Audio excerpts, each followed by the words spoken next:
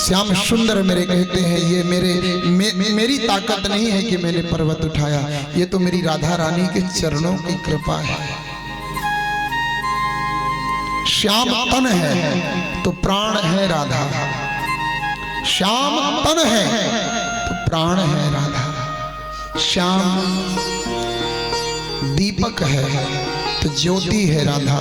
ध्यान रखियो साहब, किशोरी जी तो श्याम का प्राण तो है।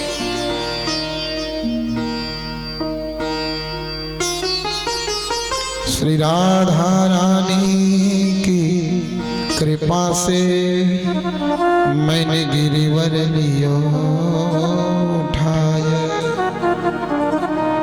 श्री श्यामा जी के चरण रज की कृपा से मैंने पर्वत उठाया है।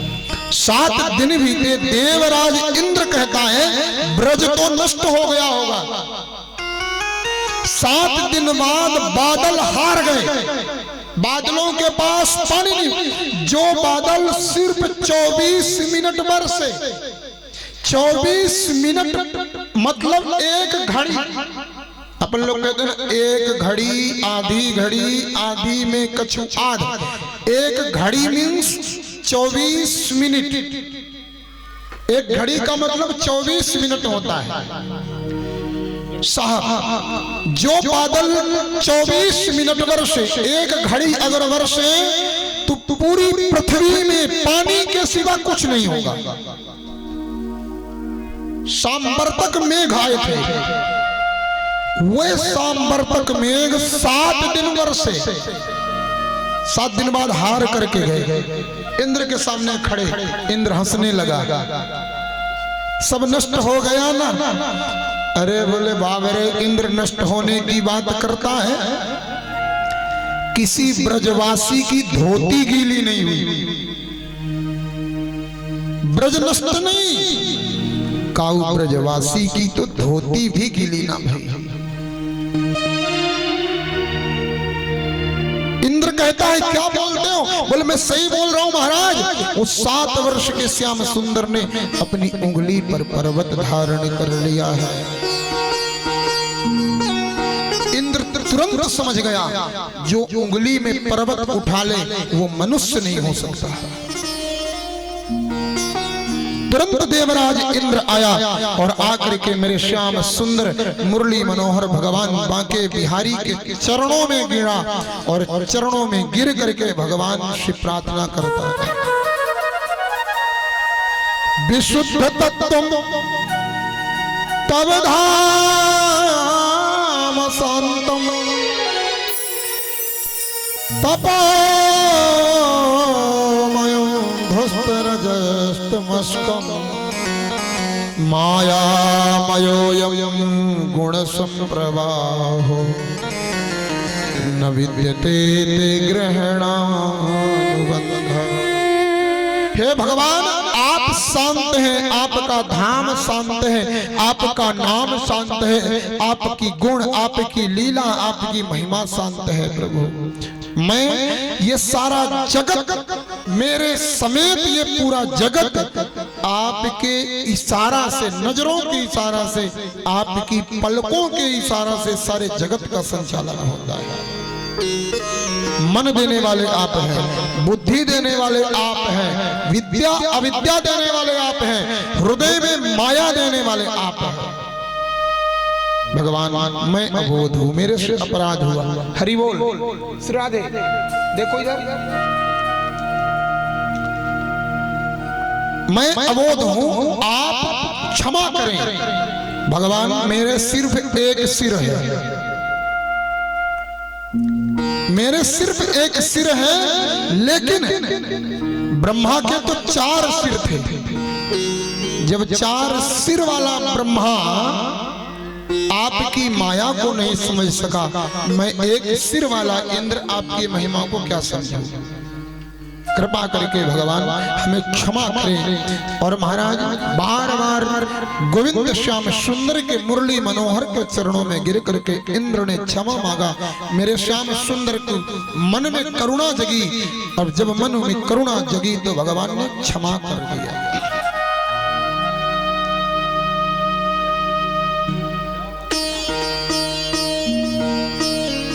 देवराज इंद्र ने सारे ब्रजवासियों के समेत मिलकर के गोवर्धन जी का पूजन किया, गिरिराज जी का सबने मिलकर के पूजन किया। जो ब्रजवासी लोग आए थे उनके साथ मिलकर के पूजन किया।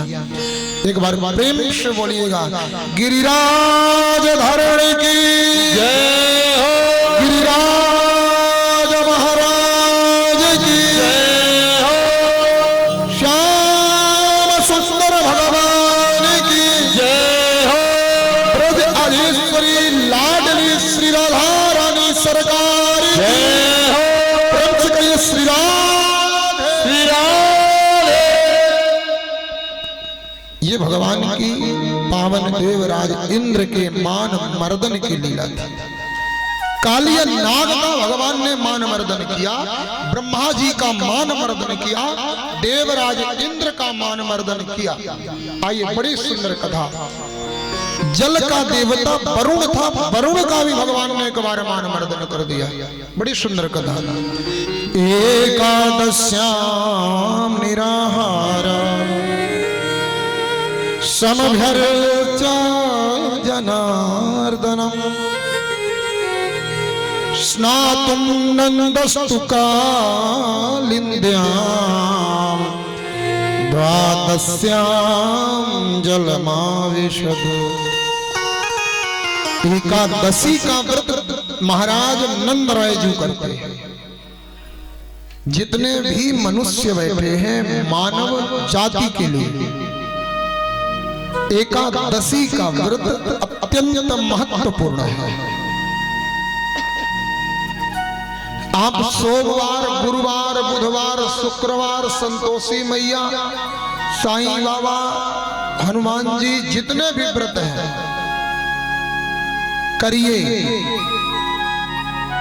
आप एकादशी का भी व्रत करिए। अगर एकादशी का व्रत नहीं है, ये संपूर्ण व्रत अधूरे हैं। मानव जीवन में एकादशियों में प्राण है, व्रतों में एकादशी व्रतों का प्राण है। एकादशी का व्रत हर मनुष्य को करना चाहिए। वैज्ञानिक तथ्य से भी एकादशी का व्रत रहना मानव जीवन के लिए लाभदायक बताया गया है। कंपनियों, फैक्ट्रियां चलती हैं तो उसमें हफ्ते में एक दिन क्लोज रखा जाता है, मशीनों को बंद रखा जाता है, खिला पुर्जा थोड़ा सा आराम कर ले।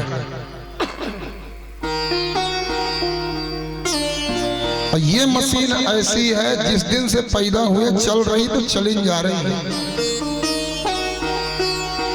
अपन अगर सोच लेना कि खा करके पेट भर लेंगे तो आज तक भोगो न भुक्त्वा वयमेव भुक्त्वा, आज तक किसी इंसान का खा करके पेट नहीं भरा।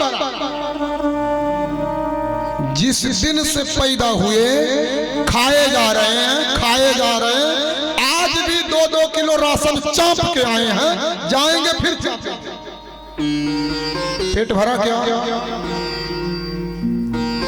कोई आज तक इतना नहीं कहा कि उस खाने के बाद आप कुछ नहीं खाना, बस महापूर्ण फिर खाना। एक दिन विश्राम दिया जाए इस शरीर के चक्कर।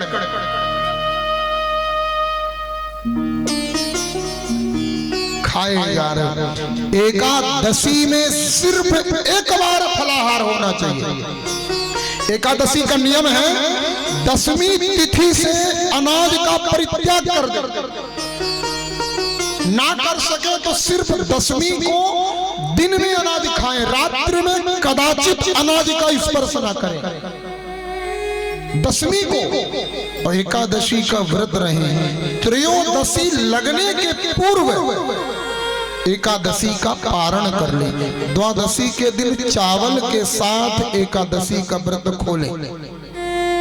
अगर आप एकादशी नहीं रह सकते हो कोई बात नहीं, आप एकादशी के दिन चावल तो भी ना खाएं।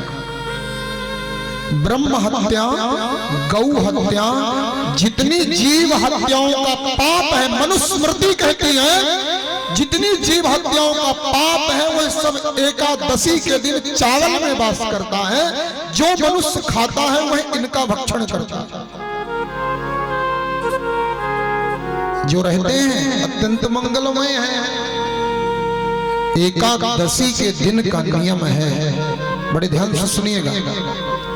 प्रातः काल स्नान करें, स्नान करके शालिग्राम भगवान का, गोपाल जी का पूजन हो।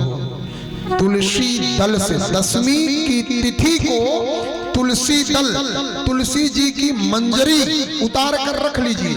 एकादशी को स्नान करके भगवान शालिग्राम को जो एक तुलसी की मंजरी समर्पित करता है वह सुमेरु पर्वत के बराबर सोने का दान करने का पुण्य प्राप्त होता है।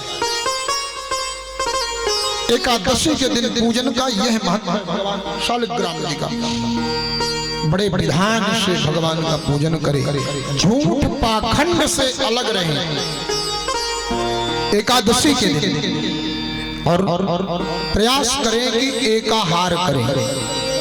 एकादशी में सिर्फ एक बार फलाहार ले लें, 4 किलो 6 किलो जो भी चेपना चेप दो, दिन भर न चेपो, दिन भर न खाओ, नहीं फिर वो व्रत नहीं भारत हो जाएगा। उस व्रत से तो फिर वही वाला अच्छा था जो चलता था। महाराज नंद बाबा भी एकादशी का व्रत रहते हैं, लेकिन नंद बाबा निराहार रहते हैं, जल भी नहीं पीते। एकादश्याम निराहार समभ्यर्चा जनार्दन। 1008 तुलसी दल, 1008 तुलसी का मंजरी शालिग्राम भगवान को अर्पित करते हैं। एकादशी के दिन नंद राय जी, संयोग ऐसा हुआ एकादशी पूरी होने वाली थी, द्वादशी विधा एकादशी थी। दूसरे दिन प्रातः काल प्रदोष लगने वाला था। प्रदोष लगने के पूर्व, ई को थोड़ा कम करो, प्रदोष लगने के पूर्व एकादशी का व्रत पूरा करना था। नंद बाबा ने प्रातः काल से पूर्व अर्धरात्रि के मध्य में गए और जा करके यमुना जी में प्रवेश किया। स्नान करने के लिए जैसे प्रवेश किए, जल के देव वरुण लोग आए, वरुण देव के गण आए, उठा करके नंद बाबा को ले गए वरुण लोग। सुबह हुई, मेरे श्याम सुंदर अपने पूज्य बाबा की खोज में लगे। नंद बाबा का पता नहीं चला, ध्यान लगा करके देखा, ओहो ये बात है, वरुण देव ने मेरे बाबा की चोरी किया। तुरंत मेरे श्याम सुंदर नेत्र बंद किए, नेत्र बंद करके और वरुण लोग पहुंच गए। बड़े प्रेम से भाव से सुनिएगा। जैसे वरुण लोग मेरे श्याम सुंदर पहुंचे ना, तुरंत सब उठ करके वरुण देव खड़े हुए, वरुण देव के गण खड़े हुए और सब श्याम सुंदर का स्वागत करने लगे। हे प्रभु, अद्य में निमृतो देहो अद्यैवार्थोऽधिगता प्रभो तत्पाद भाजो भगवान नवापू परमात्मन। हे प्रभु, आज मैं धन्य हो गया, मेरा भवन धन्य हो गया, मेरा लोक धन्य हो गया। भगवान ने कहा ये नाटक बंद कर, एक बात बता, बाप को बांध करके रखा है, पूत की पूजा कर रहा है। अब नंद बाबा कन्हैया को देखे तो चक्कर में पड़े, मेरे लाला की पहुंच इतनी लंबी, जहां मुझे बांध करके रखे वहां लाला की पूजा हो रही है, निश्चित मेरा लाला भगवान है। नंद बाबा को आज पहली बार ज्ञान हुआ कि कृष्ण मेरा साधारण नहीं, वो भगवान है। वरुण लोक में पूजन हो रहा है नंद बाबा का। जैसे वरुण देव को पता चला ये भगवान श्याम सुंदर के पिता हैं, तुरंत महाराज बंधन से मुक्त कर दिया। नंद बाबा को लेकर के मेरे श्याम सुंदर वृंदावन आए। दूसरे दिन ही मीटिंग लगा दिया। ए भैया सुनो, ब्रजवासियों सुनो, ये मेरो छोरा, मेरो लाला, मेरो कनुआ ऐसो साधारण बालक न है। या की पहुंच तो बड़ी लंबी लंबी है। जहां हमें बांध के रखे वहां या की पूजा होए। तुरंत सारे ब्रजवासी बोले, लाला तेरी पहुंच तो बैकुंठ में भी होएगी। कन्हैया बोले है। ब्रजवासी बोले, लाला तो एक बार बैकुंठ दिखाई देना। तो भगवान श्याम सुंदर ने कहा आंख बंद करो। और सब ने आंख बंद किया और सब आंख बंद करते ही बैकुंठ पहुंच गए। सबके चार चार हाथ, सबके चार चार भुजाएं हो गई। सुंदर सब एक ही स्वरूप में हो गए। हल्ला हुआ स्वरूप महाराज बैकुंठ में। प्रेम से कहिए श्री राधे, श्री राधे, राधे राधे की धूम मची बैकुंठ में। पार्षद लोग लेके डंडा गोलों की ओर दौड़े। चुप। बोले भैया राधे राधे बोलने की तो आदत है हम पे। अरे बोले ये बैकुंठ है, वृंदावन नहीं है। ब्रजवासियों ने कहा ऐसे बैकुंठ में पत्थर पड़े जिस बैकुंठ में हम श्री किशोरी जी का भजन न कर सके। ए भैया, ब्रजवासी मोक्ष नहीं मांगता, ब्रजवासी मुक्ति नहीं मांगता, ब्रजवासी बैकुंठ नहीं मांगता। ब्रजवासी कहता है प्रभु वृंदावन का जन्म कर दो, ब्रज का वास दे दो। मोर हूं बनैयो तो बनैयो अपने वृंदावन को। कूक कूक डालन मैं तुमको रिझाऊंगा। बंदर जो बनैयो तो बनैयो अपने वृंदावन को। कूद कूद डाली फूल पत्ती गिराऊंगो। भिक्षुक जो बनैयो तो बनैयो अपने वृंदावन को। माग माग टूका ब्रज संतन को खाऊंगो। बासी जो बनैयो तो बनैयो श्री वृंदावन को। राधा कृष्ण राधा कृष्ण राधा कृष्ण गाऊंगो। बंदर बनाना तो ब्रज का बनाना। कूदूंगा डाल में तो पत्ती गिरेगी ब्रज की गलियों में। मोर बनाना ब्रज में कूकूंगा। भिखारी बना देना ब्रज में संतों का टुकड़ा मांग के खाऊंगा। सुअर बना देना, गधा बनाना, लेकिन ब्रज का बनाना। जिस लायक दिखूं मेरी श्यामाजू, जिस योग्य दिखूं मेरे प्यारे, मुझे ब्रज को वास देना। ब्रजवासी स्वर्ग को ठुकरा देता है, ब्रजवासी बैकुंठ को ठुकराता है। मेरे श्याम सुंदर के जहां चरण है वहीं हजारों करोड़ों बैकुंठ बारे जाते हैं।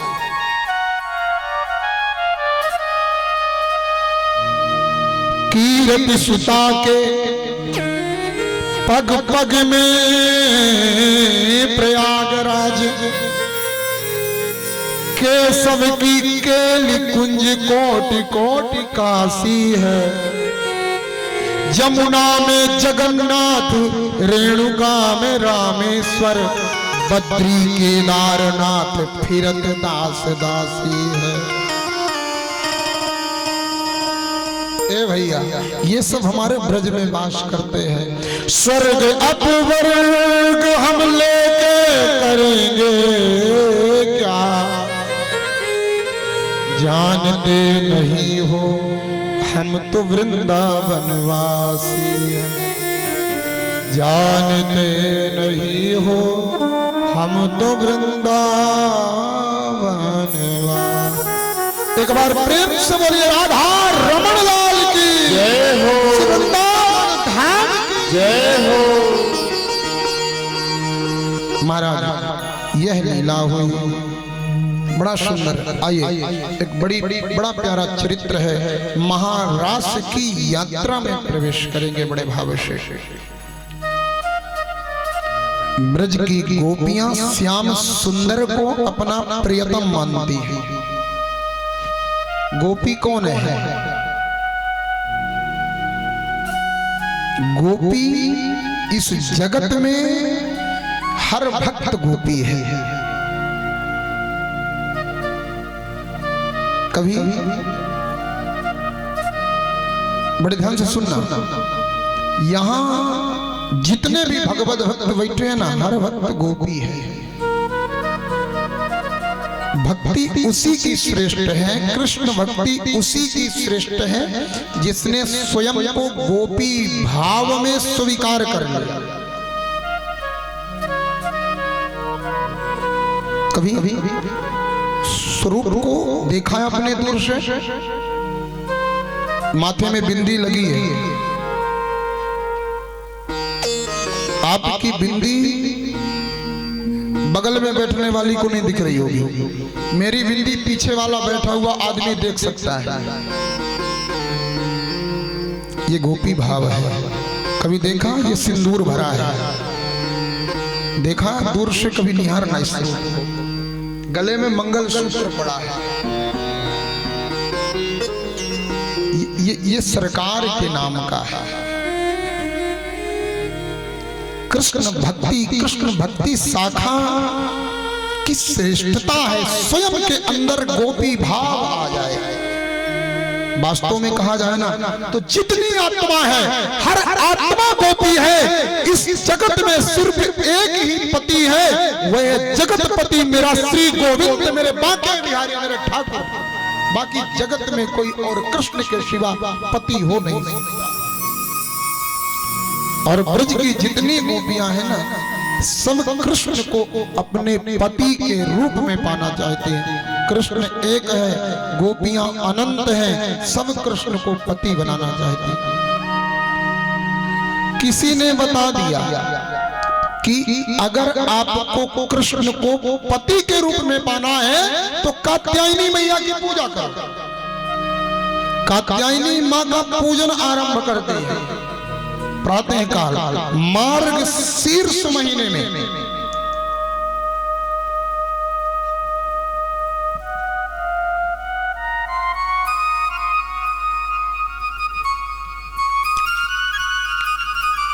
वो बहुत भाग्यशाली है जो इस पंडाल में बैठा है, जो इस पंडाल में बैठा है। मैं बार बार एक बात कहा करता हूँ, मैं स्वयं के लिए भी कहता हूँ, आपके लिए भी कहता हूँ, अपने भाइयों के लिए भी कहता हूँ।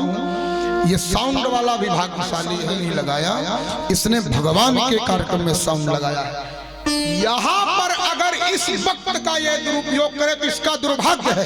भोले भाई का सौभाग्य है कि पेड़ लेके यहाँ बैठे हैं, योगी जी का सौभाग्य है अर्गन लेके यहाँ बैठे हैं, विवेक जी का, सुरजीत जी का, आदरणीय पंडित जी का किसी मसान में पूजा नहीं करा रहे, भागवत जी में बैठ के पूजा करा रहे हैं। जितने लोग नीचे बैठे हैं, चाहे मेरी माई हो, चाहे मेरे बहनें हो, चाहे मेरे भाई लोग हो, चाहे दादा लोग हो, आप सौभाग्यशाली हो, भागवत जी के पंडाल में बैठे हो।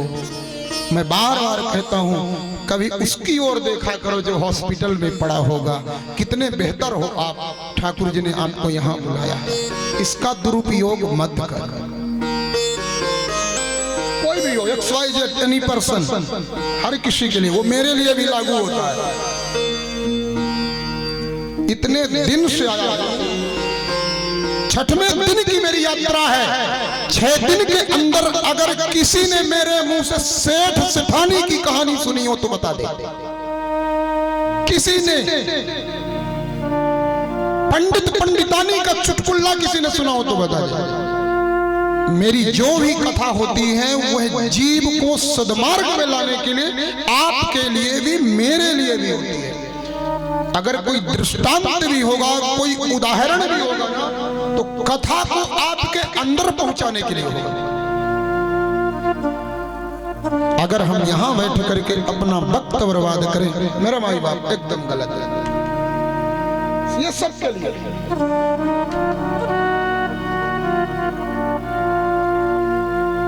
ये सब के लिए ये मौका बार बार नहीं मिलेगा।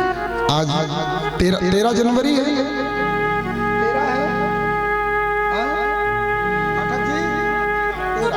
13 जनवरी है, सन 2021 है। अरबों खरबों खर्चा करके 13 जनवरी सन 2021 का कोई दोपहर का 1 बजे ला दे तो बताइए ला सकता है क्या? 13 जनवरी सन 2021 का कोई वह बैक टाइम 1 बजे का समय ला सकता है क्या? नहीं ला सकता। हम क्यों बर्बाद कर रहे हैं इस वक्त को? इसका सदुपयोग कर ले। ठाकुर की कथा में आए हैं, अगर आप सुनने के लिए, भाई लोग मेरे बजाने के लिए और मैं गाने के लिए, तो मेरा धर्म है हम इसका पालन करें। भगवान ने ये हमें लाइसेंस दिया है, ये छीन भी सकता है। हाँ। एकदम स्पष्ट वक्तव्य है अपने राम जी को। भाव से आइए, प्रेम से इसका सदुपयोग करें। यजमान जी का सौभाग्य है हमारे आदरणीय, बड़े प्रेम से सुनते हैं, मीठा मीठा हंसते रहते हैं, भाव से कथा सुनते हैं। आदरणीय मेरे दुबे जी हमारे नरसिंहपुर से पधारे हैं। माता जी अभी तुरंत कुछ ही समय पहले, 8-10 दिन पहले नेत्र का ऑपरेशन हुआ है। रेस्ट में रहना चाहिए, लेकिन माता जी कथा सुन रही है नरसिंहपुर से आके। मैंने सूचना दिया, जिस दिन सूचना दिया उसके दूसरे दिन उपस्थित। अरे ये तो सौभाग्य की बात है भैया जी। भैया जी बोलते हैं बड़े प्रेम से।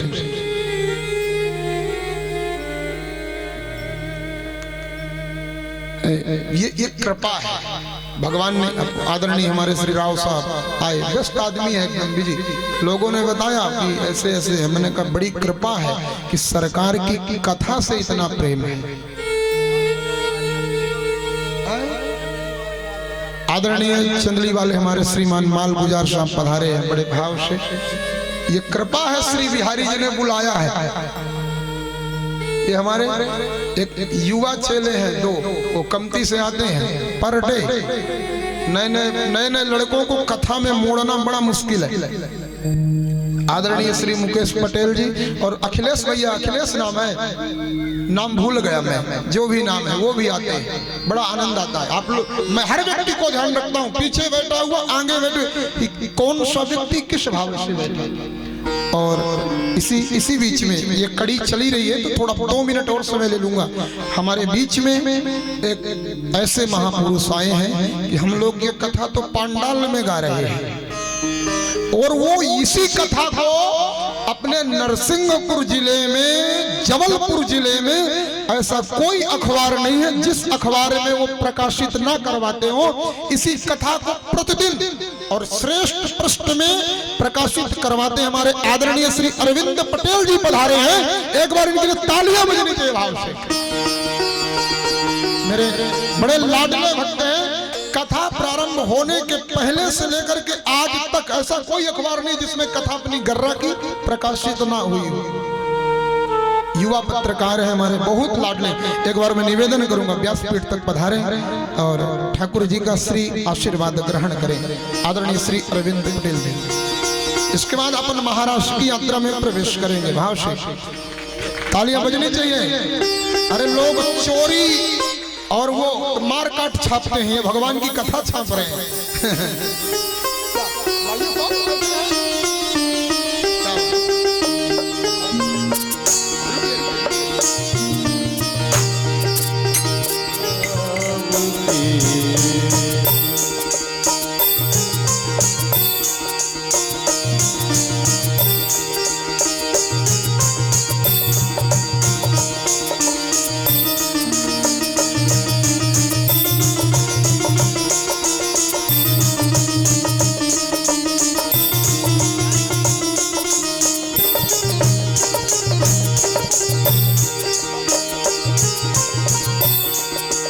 श्री हरिदास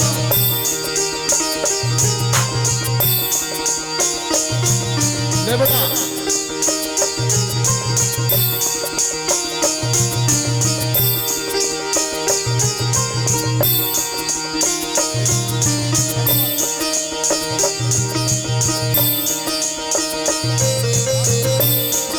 जैसे आपने इस कथा को प्रकाशित किया, आपका जीवन भी इसी तरह प्रकाश में रहे। श्री राधा रमण लाल की कृपा बनी रहे।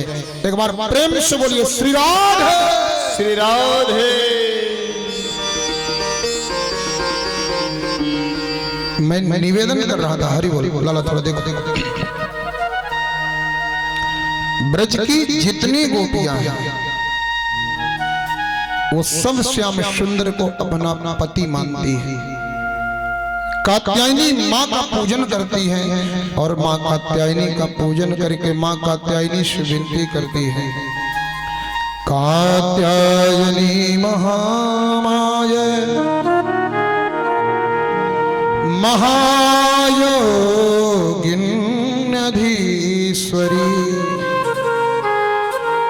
नंद गोप सुतम देवी पतिं कुरु मे ते नमः। हे अम्बा, हे जगदम्बा, हे मां भगवती, ऐसी कृपा करो कि श्याम सुंदर मुझे पति के रूप में मिल जाए। अच्छा, उपासना तो करती है लेकिन उपासना में एक दोष है।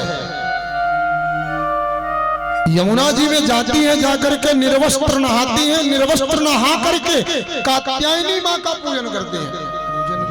है कात्यायनी माँ कृपा करो श्याम सुंदर पति के रूप में मिल जाए। भगवान को पता चला श्याम सुंदर मेरे चीर हरण करते हैं। भगवान ने गोपियों के वस्त्र चुराया। गोपियां स्नान कर रही थी, भगवान ने वस्त्र चुरा करके कदम्ब के वृक्ष के ऊपर जाकर के बैठ गए मेरे श्याम सुंदर। चीर घाट दर्शन करिएगा, एक बट वृक्ष आज भी वह अत्यधिक महाराज प्राचीन अत्यतम महाराज प्राचीन वृक्ष है, उसमें वो आज भी वो वस्त्र वगैरह लटका देते हैं गोसाई लोग। और ऐसा बताया जाता है, मेरे गुरुदेव बताया करते थे कि ये वृक्ष भी द्वापर युग का है। कई चीजें ऐसी हैं देखने लायक, दर्शनीय है। आइए मैं निवेदन करूं, मेरे श्याम सुंदर बट वृक्ष पर बैठे थे, कदम्ब राम जी बट वृक्ष निकल गया, कदम्ब वृक्ष पर बैठे थे मेरे श्याम सुंदर और मधुर मधुर मुरली बजा रहे वृक्ष के ऊपर बैठ करके। गोपियों का चीर लेकर के बैठे थे। गोपियां स्नान करके मुक्त हुई स्नान से, देखा तो घाट में वस्त्र न। उसी समय महाराज गोपियों ने श्याम सुंदर से वस्त्र मांगा। श्याम सुंदर दास्यं ते करवामि तवोदितम् देहि वांसांसि मे कृष्णा नो चेद्रागे ब्रुवामहे। भगवान की गोपियों में चारों वर्ण की गोपियां हैं, ब्राह्मण गोपियां, क्षत्रिय गोपियां, शूद्र गोपियां, वैश्य गोपियां, चारों वर्ण की गोपियां हैं और चारों ने अपने अपने तरीके से वस्त्र मांगा। महाराज भगवान श्याम सुंदर ने वस्त्र देने से मना किया। गोपियां बार बार निवेदन करती हैं, भगवान कहते हैं बाहर निकलो वस्त्र ले लो। गोपियां कहती शर्माती है, शरीर में वस्त्र नहीं है बाहर कैसे निकले। भगवान कहते जल के अंदर बिना वस्त्र के रह सकती हो तो बाहर क्यों नहीं, बाहर क्यों नहीं? बोले जल के अंदर कोई देखता नहीं। श्याम सुंदर कहते हैं जल का देवता वरुण क्या अंधा हो जाता है क्या? वो दसों दिशाओं के देवता 10 दिक्पाल क्या अंधे हो जाते हैं?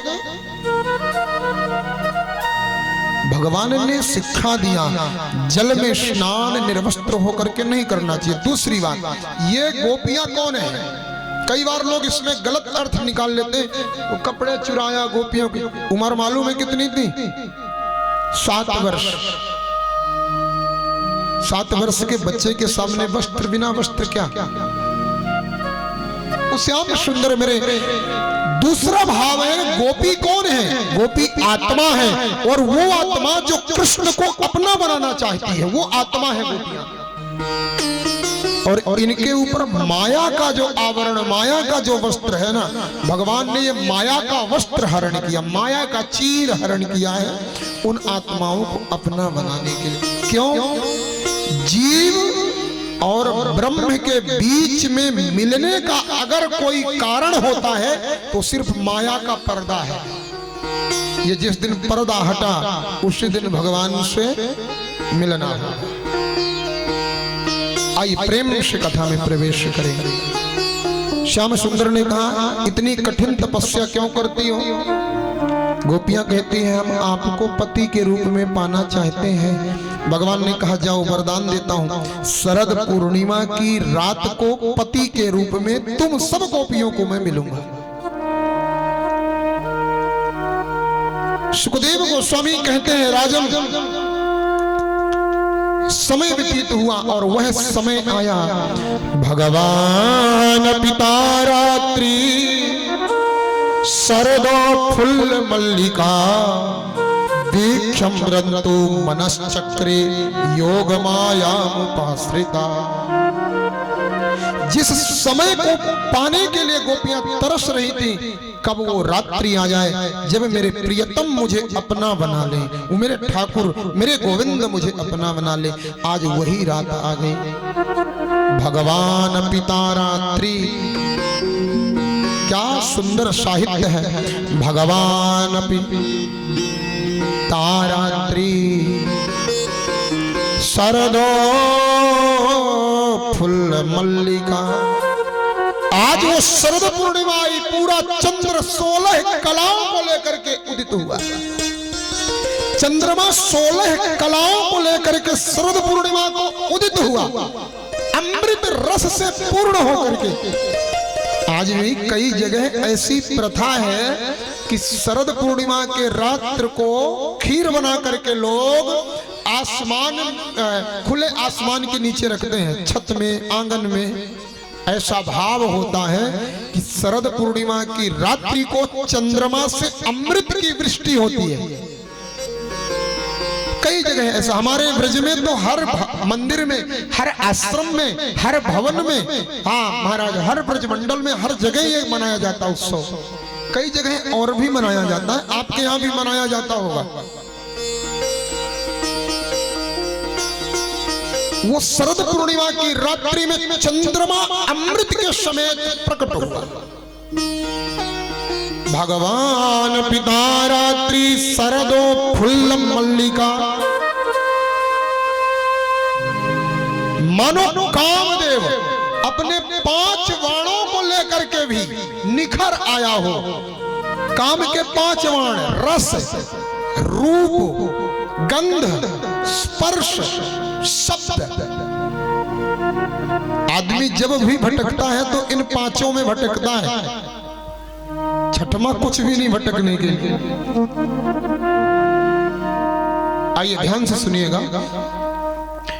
महाराज पूरा ब्रजमंडल आनंद में हो गया। आज गोपियों को लगा मेरे श्याम सुंदर, मेरे प्रियतम मुझे अपना बनाने वाले हैं। गोपियों के पास जो भी कार्य था वह जल्दी जल्दी करने लगी। एक गोपी गैया दुह रही है, जल्दी जल्दी गैया दुहना, इसके बाद तो रास में जाना। एक गोपी के घर में सासू है, सासू को जल्दी जल्दी रोटी बनाओ, खिलाओ, रास में चलो। सब अपना अपना। एक गोपी कहती है मेरा छोटा सा बालक है, इसे स्तनपान कराऊं, दूध पिला करके सुला दूं, रास में जाऊं। जिसका जो काम था। कई गोपियों के पास, जिनके पास कोई काम नहीं, वो श्रृंगार कर रही है। और इतने में मेरे नटवर नागर श्याम सुंदर मुरली मनोहर की वो मुरली बजी मेरे भाई।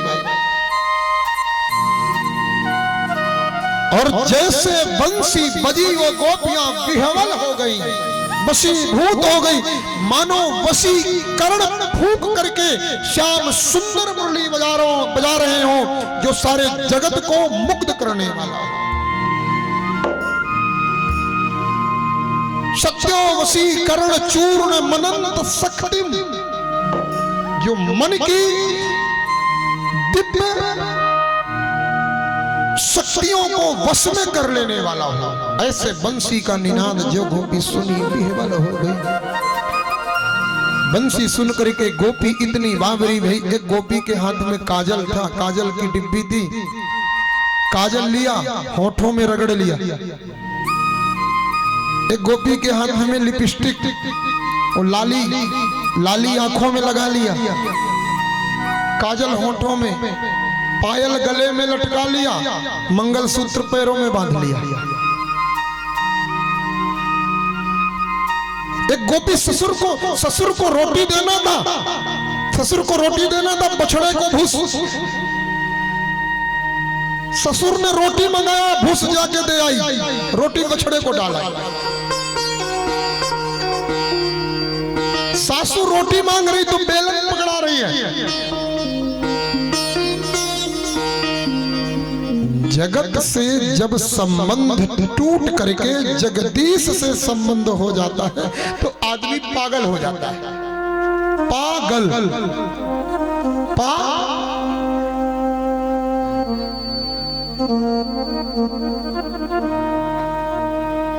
ध्यान रखना मेरे माई बाबा, परमात्मा के प्रेम में जब जीव पागल होता है, उस जगदीश के जब प्रेम में पागल होता है ना, तो ध्यान रखना फिर उसमें जगत से संबंध, जगत का व्यवहार नष्ट हो जाता है।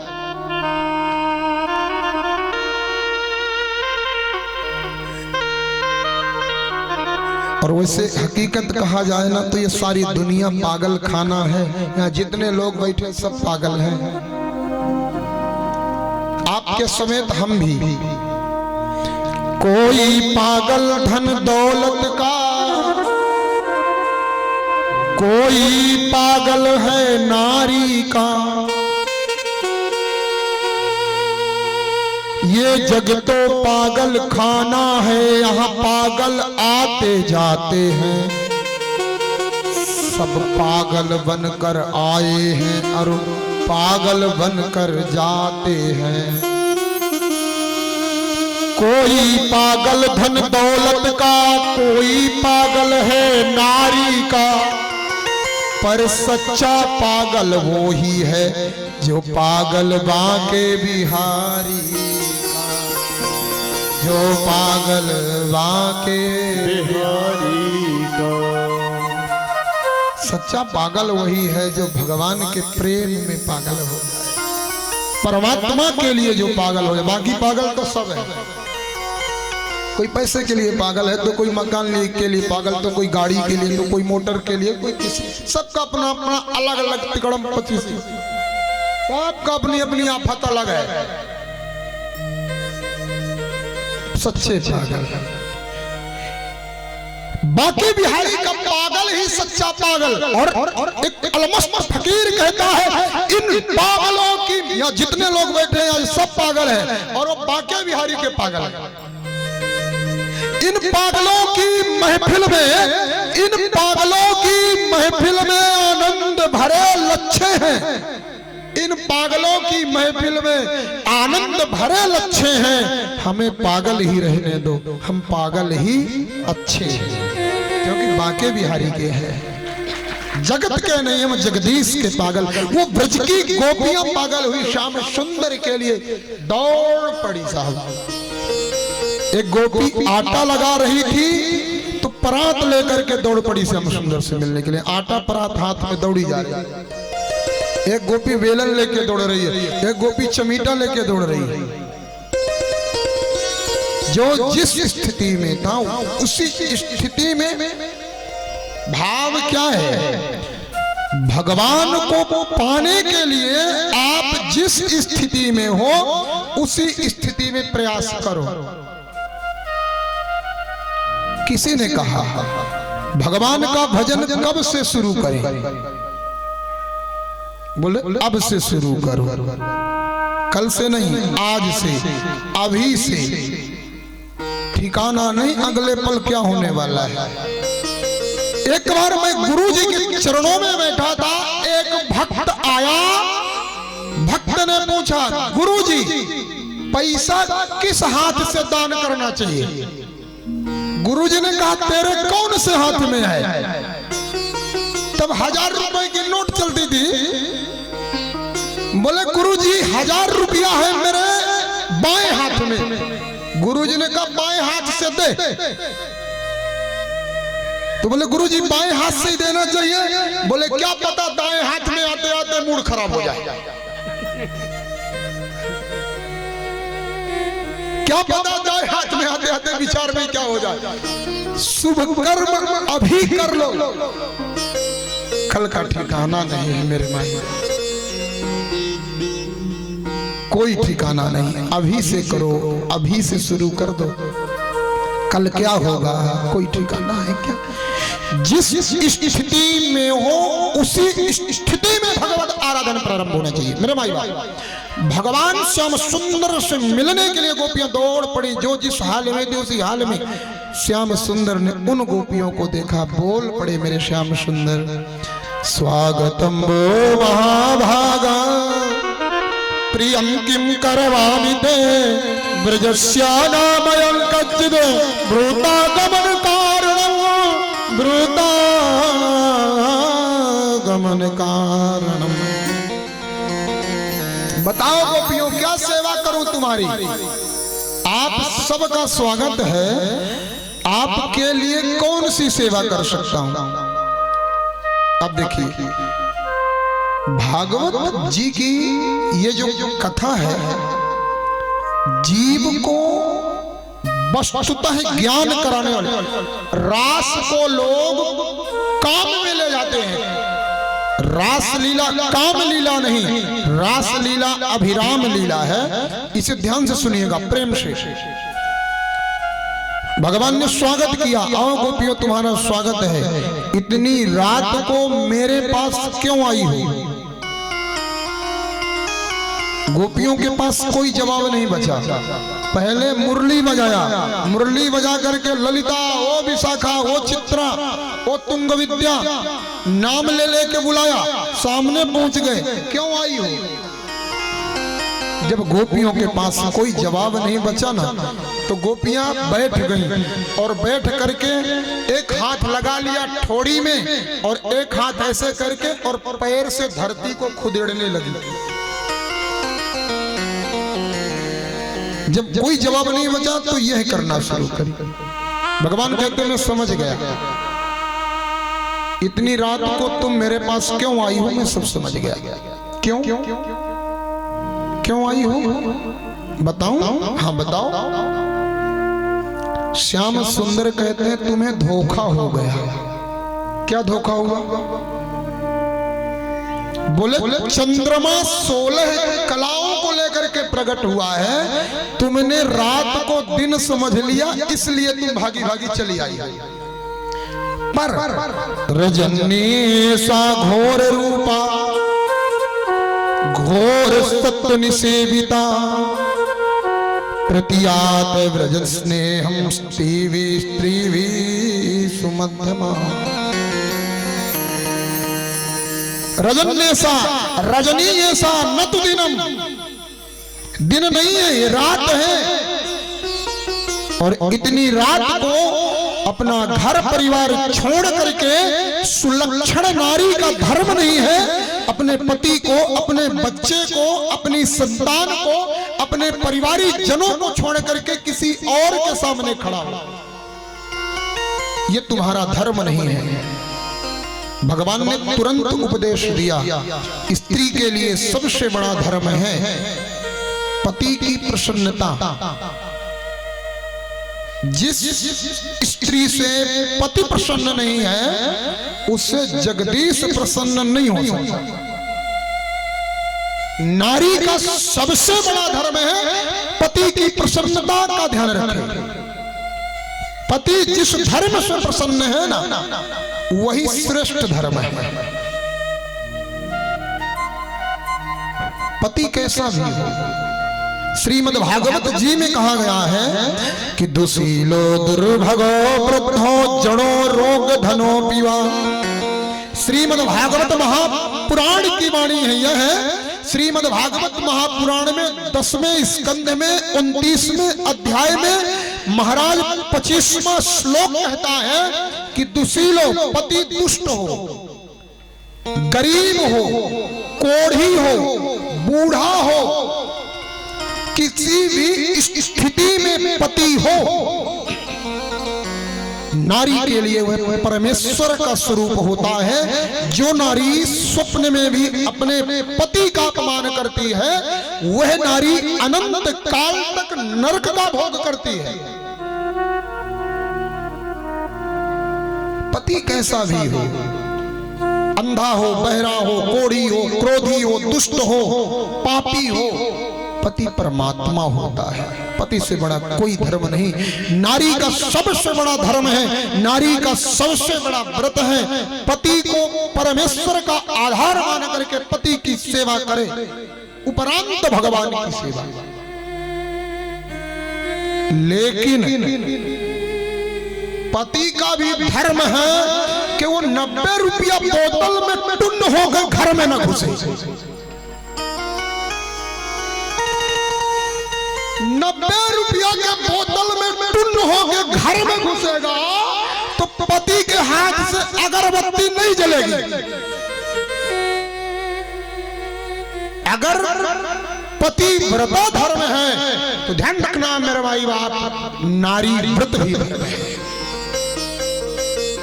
जिस घर में स्त्री के आंखों से आंसू बहते हैं पति के कर्मों को देख करके, उस घर में कदाचित लक्ष्मी का वास नहीं हो सकता है।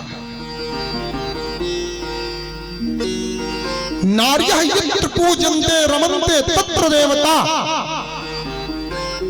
पुरुष का भी धर्म है, आप पूजा मत करो इनकी, लेकिन इनके स्वाभिमान की रक्षा करो, कम से कम इनके मन का, इनके हृदय का ख्याल रखो। इस जगत में साक्षात त्याग की मूर्ति अगर कोई है ना, साक्षात त्याग की अगर कोई मूर्ति है तो नारी होती है। इनसे बड़ा सन्यासी इस जगत में, नारी से बड़ा सन्यासी इस जगत में कोई नहीं हुआ, जिसने सिर्फ एक पति के लिए, उस मनुष्य के लिए जिस मनुष्य के बारे में कुछ भी नहीं जानती, उस मनुष्य के लिए अपने माँ को त्याग दिया, पिता को त्याग दिया, भाई को त्याग दिया, उस आंगन को छोड़ दिया। इस देवी ने जिस आंगन में खेली, खाई, कूदी, बढ़ी, उसे त्याग दिया, सिर्फ एक उस मनुष्य के लिए जिस मनुष्य के बारे में कुछ भी नहीं जानती। और वह मनुष्य अगर इनके हृदय को ठेस पहुंचाए तो ध्यान रखना मेरे माई बाप, जगत में कहीं भी प्रसन्न नहीं रह सकता, कहीं भी कुशल नहीं रह सकता। यह सत्य है, यथार्थ यही है। सिर्फ पति व्रत धर्म नहीं, नारी व्रत धर्म भी होता है। आपन लोग सोचते हैं कि पत्नी मिले सीता जैसी, हर आदमी सोचता है पत्नी सीता जैसी मिले, हम भले रावण बने रहे, संभव नहीं है। आप राम बन जाओ, आप राम बन करके देख लो मेरे माई बाप, जिस दिन आप राम बन जाओगे सीता खुद खुद चली आएगी। रावण बन करके सीता पाना चाहोगे तो बंटा ढार हो जाएगा। प्रमाण रामचरितमानस उठा करके देख लेना। रावण बन करके सीता मत खोजना, रावण बन करके सीता मत खोजना, नहीं तो बंटा ढार होगा। सीता अगर खोजना तो राम बन करके खोजना, कल्याण हो जाएगा। ये इतना कड़वा सच मैं बोल के जा रहा हूं, इसे हृदय में बांध करके रखो मेरे माई बाप। इतना कड़वा सच बोलने का हिम्मत कम कर पाते हैं लोग, क्योंकि जजमानों को खुश करना होता है। जीवन में मेरे भाइयों इतना स्मरण रखना, जहां पर ये नारी शक्ति दुखी होती है ना, ये मेरी माताएं, मेरी बहनें दुखी होती हैं, उस घर में कदाचित न भगवान, न लक्ष्मी, न सुख, न संपत्ति वहां वास नहीं कर सकती। वहां सिर्फ अशांति रहती है, सिर्फ अशांति। भगवान ने खूब समझाया। गोपियां कहती हैं गोविंद कहना क्या चाहते हो? भगवान कहते हैं अपने पति की सेवा करो, पति ही परमेश्वर है। हरि बोल। गोपियों ने कहा श्याम सुंदर हम वही तो करने आए हैं, आज जगत पति को अपना बनाने आए हैं। ऐसे पति को कोवरे जो जन्म में मर जाए, पति वरियो गोपाल को जासो मांग अमर है जा। आज मैं श्याम सुंदर आपको पति बनाने आई हूं। भगवान ने परिवार का लोभ दिया, संतान का लोभ दिया, धन का लोभ दिया, गोपियां वापस नहीं गई। भगवान श्याम सुंदर ने महारास प्रारंभ किया। महारास किसे कहते हैं?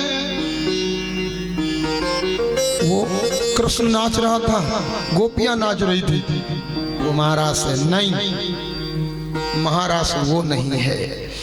महारास वह है कि कई जन्मों से तड़पती हुई वो आत्माएं परमात्मा से मिलने के लिए उस रास मंडल पर उपस्थित थी। आत्मा और परमात्मा के मेल को रास कहते हैं। जहां पर आत्मा और परमात्मा की भेंट हुई वह रास है। ऐसा दिव्य महारास प्रारंभ हुआ। आइए मेरे भाव से सुनते हैं, प्रेम से सुनते हैं। महारास प्रारंभ, गोपियों के मन में अभिमान आ गया। एक बड़ी बात बताऊं, रोज एक बात बताता हूं, जहां अभिमान होगा वहां मेरा भगवान नहीं होगा, और जहां भगवान होगा वहां अभिमान ना होगा। गोपियों को अभिमान हुआ, जो सारी दुनिया को नचाता है आज वो मेरे नचाने से नाच रहा है। मानो कठपुतली सोचती है, कठपुतली सोचती है कि मैं ये नचाने वाले को मैं चला रही हूं। नहीं, अरे नचाने वाला कठपुतली को नचा रहा है। भगवान को पसंद नहीं आया अहंकार, तो मेरे भगवान अंतर ध्यान हो गए। राधा रानी को लेकर के मेरे श्याम सुंदर श्री निकुंज में विराजे। जब श्री निकुंज में श्याम सुंदर गए, वहीं एक आईना मिला, कांच का टुकड़ा। भगवान ने सामने किया, किशोरी जी का मुखारविंद अपने से लगाया, और लगा करके श्याम सुंदर ने राधा रानी से कहा, ए राधा देखो ना, तुम में हम में ज्यादा सुंदर कौन लगता है? राधा रानी कहती हैं कि तुम्हारे सामने सच बोलूं कि झूठ? बोले सच बोल दो। कन्हैया पूछते हैं, तेरो मोहनी को कि मेरो राधा प्यारी, तेरो मोहनी को कि मेरो राधा प्यारी। राधा रानी कहती सुनो, मेरो मुख जैसे पूर्ण चंदा, मेरो मुख जैसे पूर्ण चंदा, और तेरो मुख जैसे रात अंधियारी। तेरा मुख ऐसा है जैसे अंधेरी रात हो, और मेरा मुखारविंद चंद्रमा की तरह। भगवान रूठ गए, रूठ गए भगवान। मेरे सौंदर्य की उपमा रात से कर दिया, खुद को चंद्रमा बना लिया। भगवान जब रूठे तो श्री किशोरी जी मनाती हैं। यही तो अभिराम लीला है। श्री किशोरी जी कहती हैं, कन्हैया मैं जानती हूं तुम काले बनकर क्यों आए हो। तुम काले बनकर के इसलिए आए हो कि मैं गोरी थी। सोने की अंगूठी में नीलम, सोने की अंगूठी में नीलम रख दिया जाए ना, तो नीलम सुंदर नहीं, सोना सुंदर लगने लग जाता है। गोरे गोरे मुखड़े में काला सा तिल हो, काला सा तिल हो, तो वो तिल सुंदर नहीं, मुखार बिंद सुंदर लग जाता है। लेकिन काले काले मुंह में वो गोरा गोरा तिल आ जाए तो लोग उसको रोग कहते हैं। लोग उसको फिर रोग कहेंगे।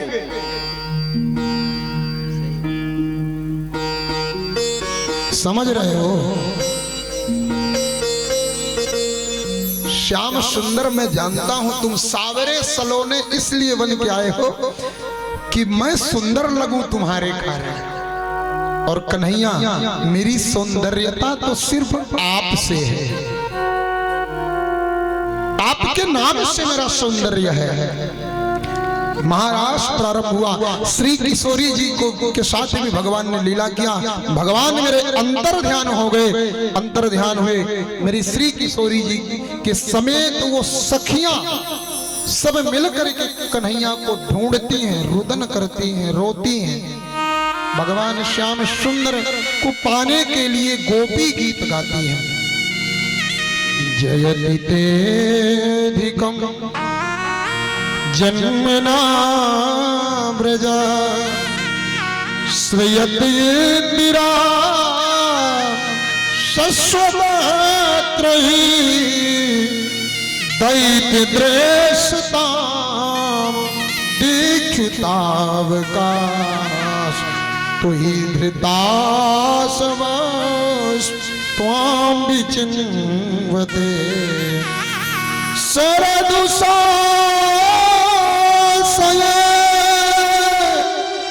साधु जात सत ससुरत ना सरसिजोदरा श्री वृषादृशा सूरत नाथ ते सुल्गदासिका वरद निघ्न तो नेह किम बधा इति गोप्या प्रदायन्ता प्रलल्पश्च चित्रधा रुरुदुः सुस्वरं राजन कृष्ण दर्शन लालसा। गोपियां जब रोना शुरू करती हैं, मेरे कन्हैया को रोना अच्छा नहीं लगा, तुरंत मेरे भगवान प्रकट हो गए। गोपियों ने चरण पकड़ा, सरकार हमसे दूर हो गए, लगा प्राण निकल गया। भगवान ने कहा अहंकार तुम्हारे मन में आया, इसलिए थोड़ी देर के लिए दूर हो गया। अब मेरे सरकार का सेवा कुंज में दिव्य महारास हुआ। आइए उस महारास को हम लोग बड़े आनंद से भजन के माध्यम से मनाते। आइए हमारे आदरणीय श्री गंगाराम पटेल जी भी इस महारास में शामिल हो रहे हैं। स्वागत वंदन अभिनंदन। अरे गोकुल में देखो, वृंदावन में देखो, मुरली बाजे रे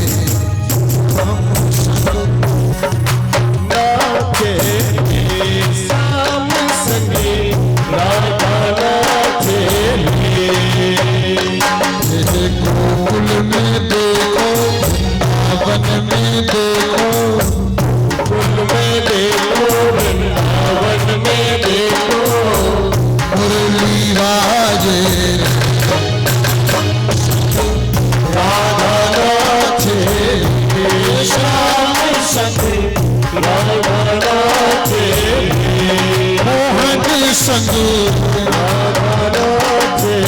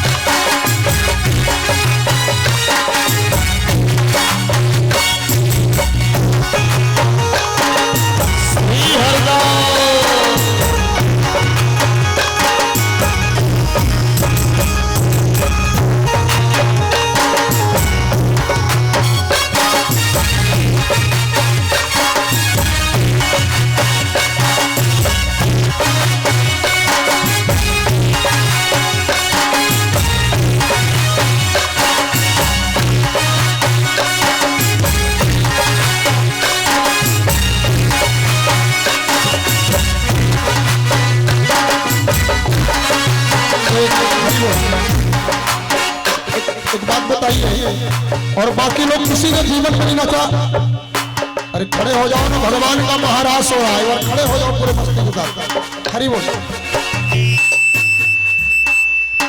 एक निवेदन करूं, ये जो कथा है सारा देश देख रहा है, सारा देश देखेगा, सारा देश इस कथा को। क्या बात है, सब गोपी बन गए। अपना अपना जगह जरूर याद रखना, बैठना भी पड़ेगा, सब गोपी बन गए हैं। क्या बात है, ये देश को, इस कथा को सारा देश देख रहा है यूट्यूब चैनल के माध्यम से। बंटी स्टूडियो आगरा एवं कान्हा जी महाराज, ये दोनों नाम आप अपने YouTube में सर्च करेंगे, आपको ये पूरी कथा आपको आपके मोबाइल में सुनाई जाएगी। टीवी चैनल के माध्यम से भी, संतवाणी चैनल पर यह कथा का लाइव प्रसारण है। एक बार दिखना चाहिए कि नर्मदा खंड में भी लोग महाराष्ट्र का आनंद लेते हैं, पूरे आनंद के साथ। श्री हरि जय हो।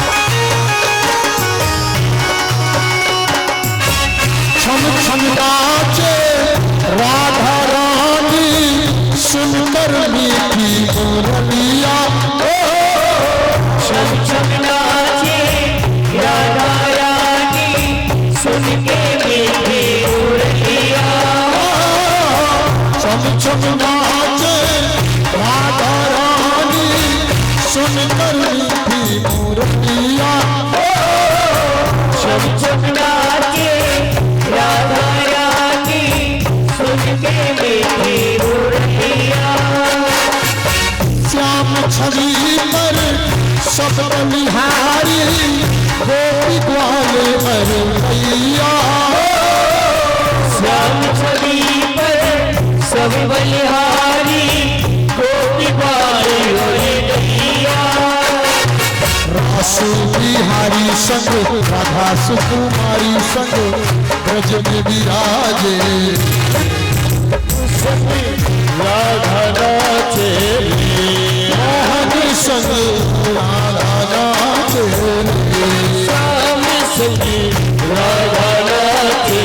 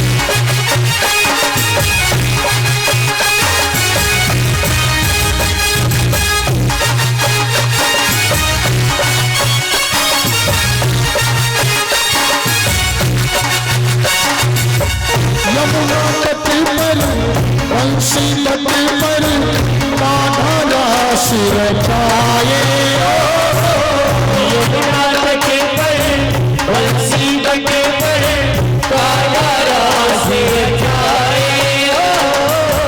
गोपी मन कर आए शंकर गोपेश्वर कहलाए, गोपी बन कर आए शंकर गोपेश्वरी कहलाए।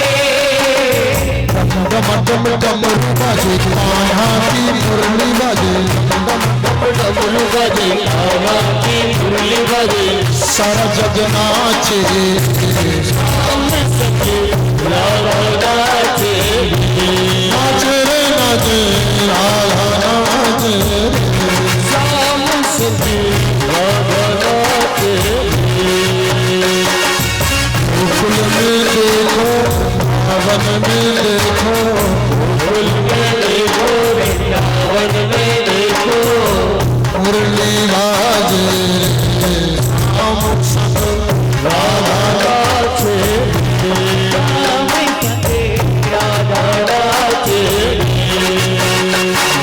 रास रचो है, रास रचो है, नाती नारी आज रास रचो है, रास रचो है, रास रचो है, यमुना किनारे श्याम रास रचो है।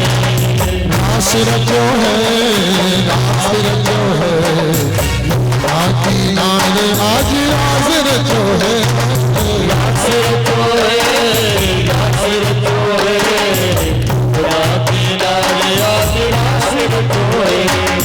राधा नाच कृष्ण नाच नाच गोपी जन, राधा नाच कृष्ण नाच नाच गोपी जन, मेरो बन गए संगीत वृंदावन, रास रचो है, रास रचो है, यमुना किनारे श्याम रास रचो है। रचो रास रचो है, रास रचो है, यमुना किनारे श्याम रास रचो है।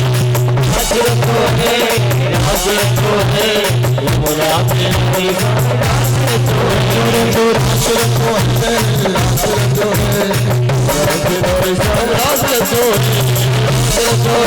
यमुना किनारे श्याम रास रचो है। आज रास रचो है।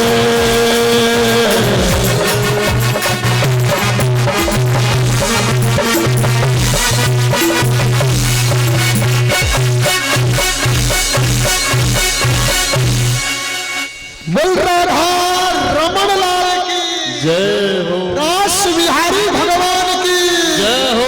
एक बार प्रेम से बोलिए श्री राधे श्री राधे, राधे श्री राधे, राधे। श्री राधे। जीवन ही रास है। विक्रीडितं ब्रजवधूभिरिदं च विष्णु श्रद्धान्विता शृणुयात् वर्णयेद्यः भक्ति परम भगवती प्रतिलभ्य कामं हृदरोगमाशु पहिनोत्य चिरेण धीरा।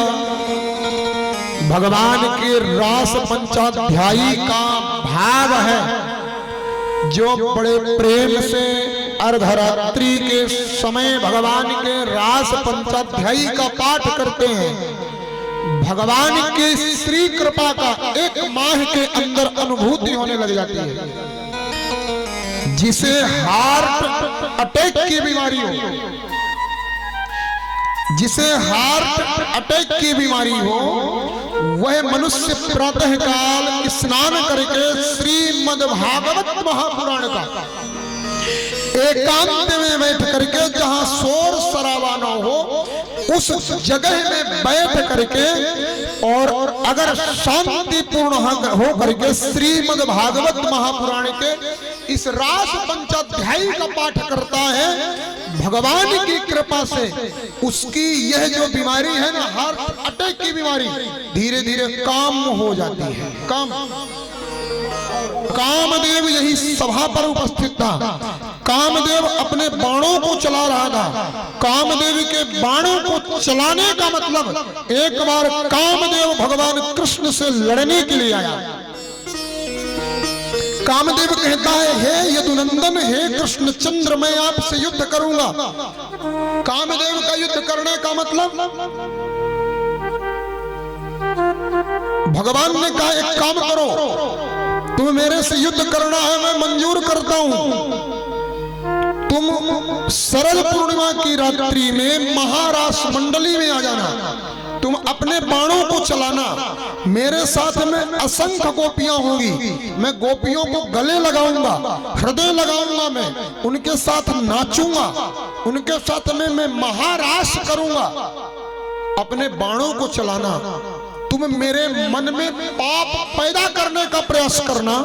अगर मेरा मन एक भी बार बिगड़ गया, गोपियों के साथ नाचते नाचते उनका आलिंगन करके, उन्हें हृदय लगा करके मेरे मन में अगर एक बार पाप आ गया, तो कामदेव तुम जीत गए। और गोपियों को हृदय से लगा करके भी अगर मैं योगी बना रहा तो मैं जीत गया। शर्त एक होगी, जीतने वाला बाप बनेगा, हारने वाला बेटा। कामदेव ने मंजूर किया। पूरे महाराष्ट्र में भगवान ने असंख्य गोपियों को गले लगाया, लेकिन मेरे श्याम सुंदर का एक भी बार मन नहीं बिगड़ा। कामदेव हार करके चरणों में आ गया, इन गोपियों के साथ नृत्य करके विहार करके मेरा श्याम, मेरा गोविंद योगेश्वर बना रहा। कामदेव हार करके चरणों में आया, हे प्रभु क्षमा कर दो। भगवान ने कहा, क्षमा करने से काम नहीं चलेगा, तुम्हें बेटा बनना पड़ेगा, तुम हार चुके हो। और ध्यान रखना, कल की कथा में बताऊंगा मैं, यही कामदेव भगवान का बेटा बन करके कामस्तु वासुदेव मांसो दग्धः प्राग रुद्र मन्नुना देहोपपत्तये भूयस्तमेवा प्रत्यपद्यतम, वही कामदेव भगवान का बेटा प्रद्युम्न बन करके आता है। ये महाराज है। इसमें लोग कई बार कहते हैं वो गोपियों के साथ में कृष्ण नाचा था, वो कैसे भगवान कर्म फूटा, पर्वत भी तो उठाया था, 5 कुंटल तो उठा के बता, रबड़ी बन जाएगा। भगवान ने क्या किया ये नहीं देखना। राम जी ने जो किया वो करो, राम जी ने जो किया वो करो, और जो श्री कृष्ण चंद्र जी ने कहा है वो करो। जो किया उस करने के चक्कर में ना पड़ना, नहीं बीच में निपट जाओगे। कालिया नाग को नाथा था, कभी पकड़ के चक्कर एक नाग को ठिकाने लग जाओ। रामचंद्र जी की मर्यादा, पुरुषोत्तम प्रभु श्री राघव की लीला आज आचरण करने लायक है और भगवान कृष्णचंद्र की वाणी आचरण करने लायक है। लीला अनुकरण करने के लिए हर लीला से शिक्षा है भगवान की समझने के लिए। एक बात बताओ, मैं आपसे पूछता हूं, किसी भाई को काला चश्मा पहना के बैठाओ तो पूरी दुनिया काली दिखेगी। किसी भाई को सफेद चश्मा पहनाओ पूरी दुनिया सफेद। किसी भाई को लाल चश्मा पहनाओ पूरी दुनिया लाल। किसी भाई को नीला चश्मा पहनाओ पूरी दुनिया नीली। भगवान की लीला को जिस पर्दे से देखोगे वो लीला उसी पर्दे से दिखेगी। लीला को दोष रूप में देखोगे दोष दिखेगा, वहां आनंद। ठाकुर जी की लीला का अनुकरण आनंद के भाव से। जाकी रही भावना जैसी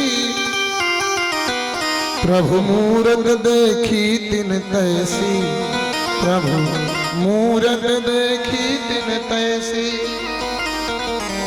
आइए प्रेम से बहुत जल्दी, चूंकि समय कम है मैं बहुत विस्तार न कर पाऊंगा कथा में आगे। कंस के यहाँ अभी तक कंस को ये पता नहीं है कि देवकी का 8वां बेटा कौन है। नारद जी पहुंचे, भैया कंस देवकी का 8वां गर्भ मैं बताता हूं कौन है। बोले बताइए महाराज। बोले देवकी का 8वां गर्भ जो नंद बाबा के यशोदा के यहाँ पल रहा वही देवकी का 8वां गर्भ है। तुरंत कंस की सभा में एक राक्षस बैठा था। इस राक्षस का नाम था केसी। केसी उसने तुरंत खड़े होकर के कहा, महाराज वो अगर हिंदी का कृष्णचंद्र तो मैं अंग्रेजी का कृष्णचंद्र। केसी कृष्णचंद्र का मैं लड़ूंगा। केसी चला गदहा का रूप बना के, गधे का रूप बना करके गया, मानो पूरी धरती को खुदेड़ता हुआ गया। भगवान श्याम सुंदर से युद्ध करने के लिए रास्ते में बलराम जी मिले, पूछ पकड़ा और पकड़ करके घुमाया, घुमा करके इतनी जोर से फेंका कि कंस के दरबार में जाकर के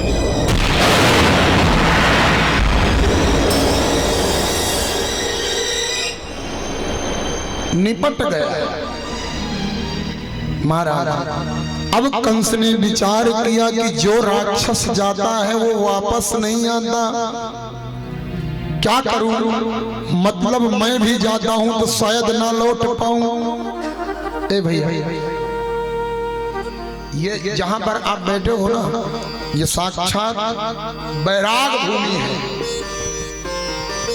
बैराग भूमि किसे कहते? जहां मुर्दा जले वो बैराग भूमि। बैराग भूमि, गलत तो नहीं बोल रहा हूं यजमान जी, सही है कि नहीं?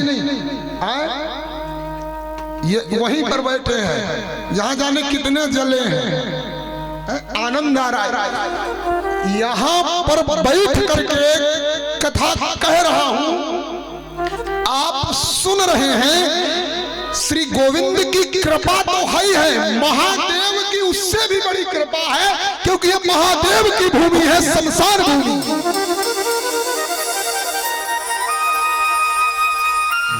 क्षेत्र में आया, कथा पांडाल वहां चुना जा रहा था। वहां जहां दो लोग बैठे हैं उधर बीच में, बरगद के नीचे, शनिदेव के पड़ोस में अपने राम जी की नजर पड़ी। इधर देखा जाए भला। राजू भाई ने कहा इधर देखिए महाराज। अरे इधर देखते ही आनंद हो गया। आहा, मैंने कहा यही होना चाहिए। वैराग्य भूमि है। एक बहुत बड़ी बात मैं इस कथा से बताना चाहता हूँ। जैसी जमीन में आप रहोगे ना, वैसी आपकी शुद्ध नहीं हो सकती। ये वैराग्य भूमि है। वृंदावन में जा करके कभी भी पाप वृत्तियों में मन नहीं लग सकता। बरसाना में जाकर के कभी भी भोग ऐश्वर्य की आशा नहीं लग सकती।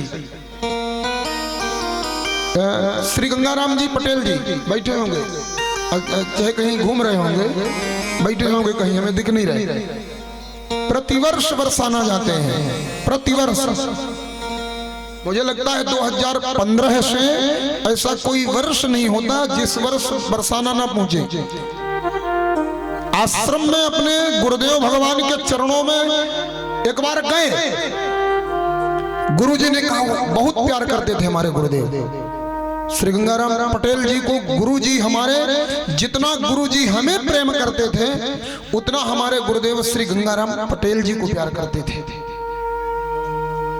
गुरुजी ने कहा कि उसके कमरे में कूलर लगा दे, पंखा लगा दे, खुद ढूंढ के। मेरे गुरुदेव ने 102 वर्ष की उम्र में शरीर छोड़ा है, गुरुजी ने कभी पंखे की हवा नहीं लिया, कभी भी जीवन में। एक रजाई में मेरे गुरुजी ने अपने जीवन का 30 साल एक रजाई में बिताया था। पहली बार मुझे ऐसा सौभाग्य मिला, मैंने गुरु पूर्णिमा में भागवत का आयोजन बरसाना में किया।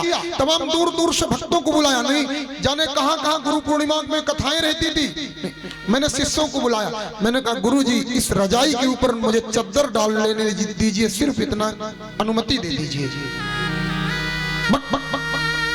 पागल, क्या करना है चद्दर से?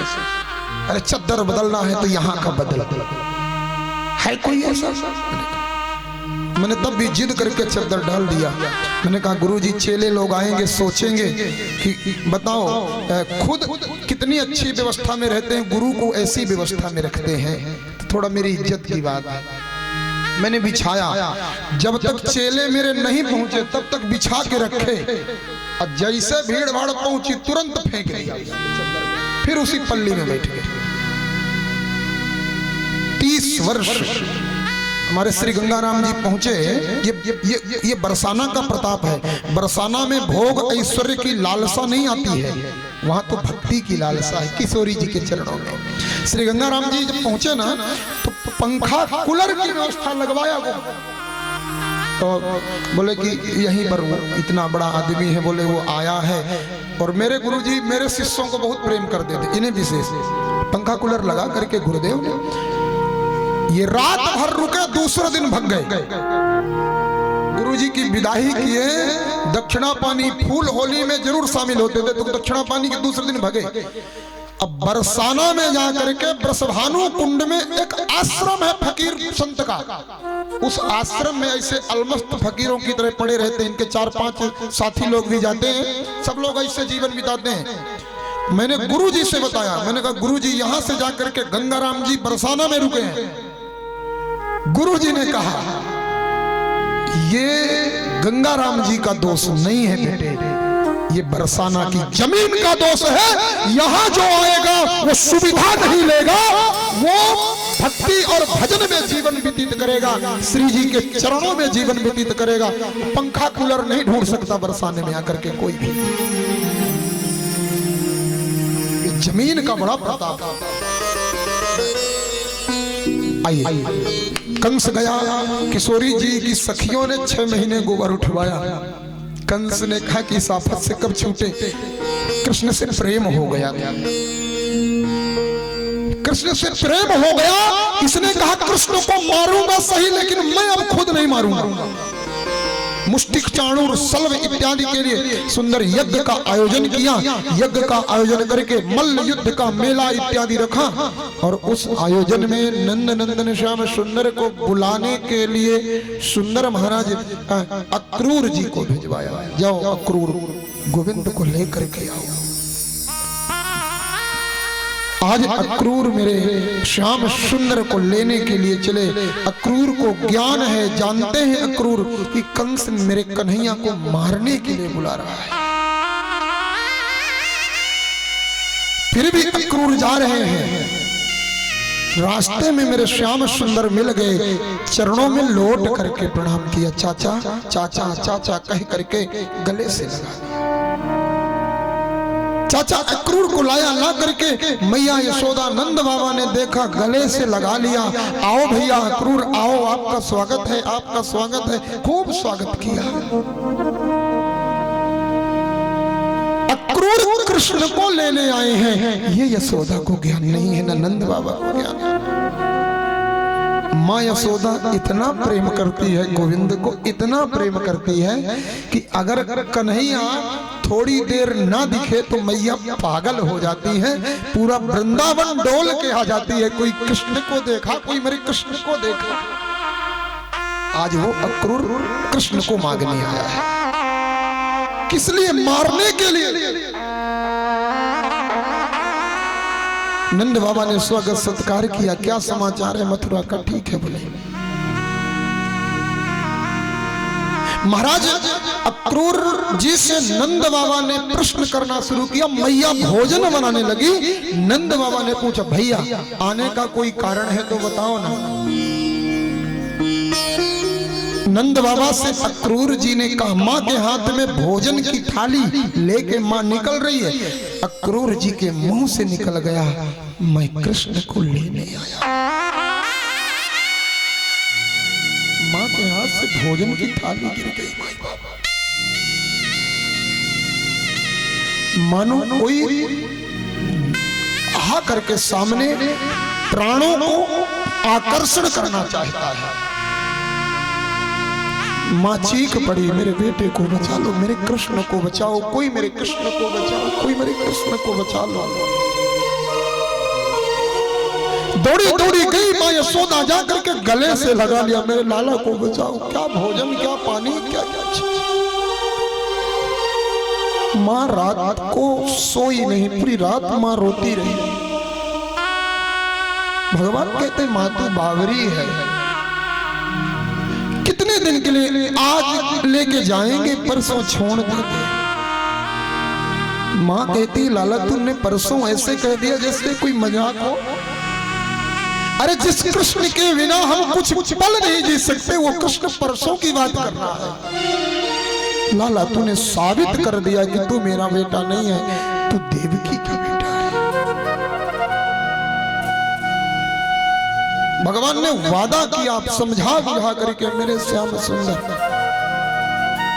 माँ को धैर्य दे करके, ब्रजवासियों को धैर्य दे करके, ग्वाल वालों को लेकर के श्याम सुंदर मथुरा परसों का वादा करके तो चले गए। जाकर के मथुरा में महाराज धोबी का मंगल किया, सुदामा नाम के माली का मंगल किया। मेरे श्याम सुंदर ने मंगल करके कुब्जा के ऊपर कृपा करके कुबलियाल पीड़ नामक हाथी का उद्धार किया। मुष्टिक चाणूर सल्व तोसल का उद्धार किया। अंत में कंस को भगवान ने बिदार दिया, मार दिया। कंस को मार करके मेरे बांके बिहारी प्रभु शिवरंजनी मेरे सरकार गए और जाकर के अपने पूज्य माता पिता के चरणों में प्रणाम किया, कारागृह से मुक्त किया। माता पिता ने उचित शिक्षा अध्ययन करने के लिए उज्जैन भेजा। भगवान की शिक्षा अध्ययन उज्जैन में हुई। गुरु संदीपनी मुनि के आश्रम में महाराज उग्रसेन को श्याम सुंदर ने राजा बनाया मथुरा का। परसों का वादा करके गए थे, आज भी माँ यशोदा रास्ता ताकती बैठी है। कृष्ण इसी गली से गया था, इसी गली से आएगा। बरसों बीत गए, आज भगवान को माँ की बड़ी याद आ रही है। उस श्याम सुंदर गए और जा करके मथुरा की अटारी में चढ़ करके खड़े हो गए। अकेले वृंदावन की ओर देख रहे हैं, देखते देखते रो रहे हैं। उद्धव पहुंचा। उद्धव कहते हैं प्रभु आप रो रहे हैं। भगवान कहते हैं उद्धव आज माँ की बड़ी याद आ रही है। जिस दिन से मेरा वृंदावन छूटा ना, किसी ने अपने हाथों से माखन नहीं खिलाया। लग रहा है एक बार माँ के चरणों को छू करके एक हवा आ जाए, एक बार वृंदावन की ओर से कोई हवा चल करके आए जो मेरे हृदय को छू जाए। आज मेरी माँ की बड़ी याद आ रही है, उद्धव बहुत याद आ रही है। उद्धव मैं जानता हूं मेरी माँ आज भी मेरा इंतजार कर रही होगी, आज भी मेरी माँ उस रास्ते में बैठी होगी जिस रास्ते से मैं आया था। उद्धव समझाने चला वृंदावन, भगवान श्याम सुंदर से अनुमति लेकर के। जैसे वृंदावन की सीमा में पहुंचा ना, एक ग्वाला पेड़ से लिपट लिपट करके रो रहा था। वो ग्वाला कहता है कृष्ण एक बार आजा, एक बार आजा मेरे श्याम सुंदर, सिर्फ एक बार आजा, तेरी बड़ी याद आती है। वो पेड़ बोलता है वो छलिया है, नहीं आएगा। उद्धव कहता जिसके वियोग में ये पेड़ पौधे रो रहे हो उसके माता पिता का क्या हाल होगा। उद्धव ने उनसे रास्ता पूछा कि नंद भवन जाने का रास्ता बता दो। एक ग्वाले ने कहा नंद भवन जाने का रास्ता क्यों पूछता है, ये जो नाली बहती चली आ रही ना इसी के किनारे किनारे का, ये कोई पानी नहीं है। माँ यशोदा के द्वारे पर लाखों गोपियां बैठी हुई रो रही है, उनके नेत्रों का आंसू यशोदा के और नंद का आंखों के अश्रु की ये नदी है, ये नाली उनके आंसुओं की है। इसी के किनारे किनारे का रथ की आहट मिली ना, रथ की आहट मिली तो मां दौड़ पड़ी, मेरा कृष्ण आ गया, मेरा कृष्ण आ गया, मेरा कृष्ण आ गया। देखा महाराज उद्धव कहता है मां मैं हूं। अरे तू जिस कृष्ण के लिए रो रही वो कृष्ण परमात्मा है और कण कण में रमा है, मनुष्य के मन में तन में रोम रोम में समाया है, सर्वत्र विराजित है वह कृष्ण, उसके लिए तू रो रही है। मां कहती है बाबरा अगर वो भगवान था तो एक बात बता, वो माखन चोरी क्यों करता था? अगर वो भगवान था ना तो तू बता उसने मेरा दूध क्यों पिया? अरे अगर वो भगवान था ना तो एक बात बता, वो ग्वाल वालों का जूठन क्यों खाया? अगर वो भगवान था तो गैया क्यों चराया? ए उद्धव भगवान ही सही। अरे किसी का पागल बेटा खो जाए तो माता पिता रोते हैं, मेरा तो भगवान जैसा बेटा खो गया, मैं ना रो।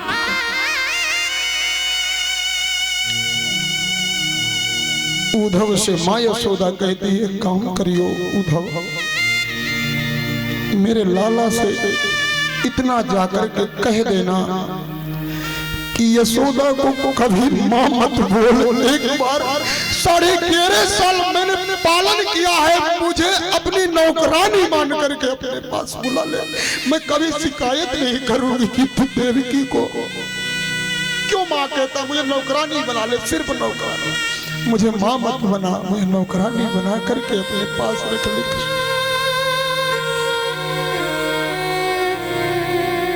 गोपियों की दशा ऐसी है, गोपियां तो पागल हो गई हैं।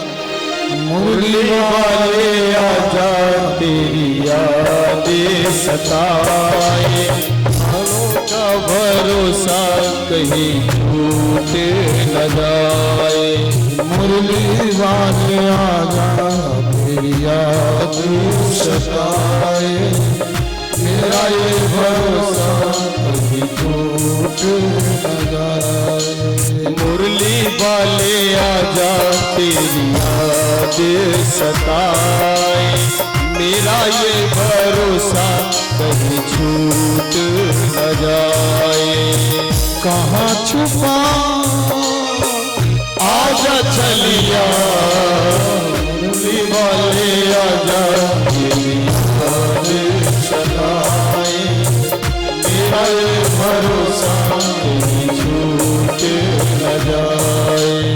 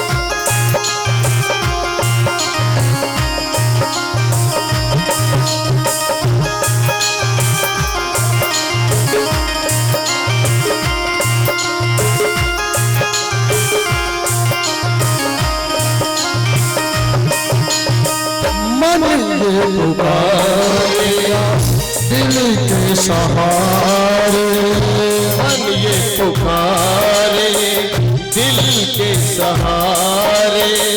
नैना हमारे तेरा रास्ता निहारे, नैना हमारे तेरा रास्ता निहारे। हरि पर विचारे कहाँ छुपा आजा चलिया, मुरली वाले आजा तेरी सताए। मेरा ये भरोसा कभी छूट न जाए। नेह भी लगाया तुझसे प्रीति भी लगाई, नेह भी लगाया तुमसे प्रीत भी लगाई। प्यारे कन्हैया तू बड़ा हर जाई, प्यारे कन्हैया तू बड़ा हर जाई। तू मैं दुहाई। भगवान श्याम सुंदर ने उद्धव को भेजा। उद्धव ने जाकर के गोपियों को उपदेश प्रदान किया। उपदेश प्रदान करके महाराज गोपियों को समझाने के लिए उद्धव गया था। गोपियों के प्रेमाश्रुओं की धारा में उद्धव की ज्ञान की पोथी बह गई। उद्धव चरणों में गिर करके गोपियों को गुरु स्वीकार किया और गुरु स्वीकार करके पुनः महाराज भगवान श्याम सुंदर के मथुरा पधारा और मथुरा में जाकर के श्याम सुंदर से सारा हाल बताया। हरि बोल। श्याम सुंदर मेरे कंस का वध कर दिए थे। कंस की दो पत्नी थी, अष्टि और प्राप्ति। अष्टि प्राप्ति सिद्धौ कन्या महिष्यौ भरतर्षभा। जरासंध की दो बेटियां कंस को ब्याही थी। दोनों बेटियां अपने पति के मरने की खबर जाकर के जरासंध को सुनाया। जरासंध ने बदला लेने के लिए 23 अक्षौहिणी सेना लिया, जाकर के मथुरा में चढ़ाई किया। मथुरा में चढ़ाई करके भगवान श्याम सुंदर से युद्ध किया। भगवान श्याम सुंदर ने पूरी सेना का वध कर दिया, जरासंध को अधमरा छोड़ा। यह क्रम 17 बार चला। 18वीं बार काल यवन को लेकर के चला महाराज। काल यवन और जरासंध दोनों पहुंचे। भगवान श्याम सुंदर मथुरा छोड़ करके बलराम जी के साथ भगे। काल यवन को मुचकुंद के द्वारा मरवाया और जाकर के भगवान मेरे अघमर्षण पर्वत पर चढ़ गए। अघमर्षण पर्वत पर जब चढ़े महाराज नीचे से जरासंध ने आग लगा दिया। हरि बोल। श्री राधे। सिर्फ 2 मिनट प्रेम से बैठे रहे हम लोग। 2 मिनट में यात्रा में हम लोग चलेंगे। पंडित जी से निवेदन करूंगा रुक्मणी जी की झांकी की तैयारी करते रहेंगे। आधा घंटा झांकी आने लग जाएगा।